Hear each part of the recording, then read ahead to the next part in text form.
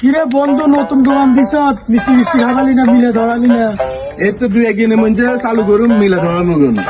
ঠিক আছে, দুই একদিনের মধ্যে।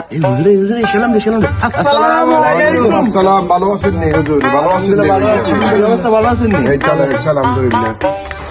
কোনায় গেলাম নি? আমি বলে নতুন দোকান টোকান দিলেন বেলি মিলা ধরালেন না, কিছু হরাইলেন না।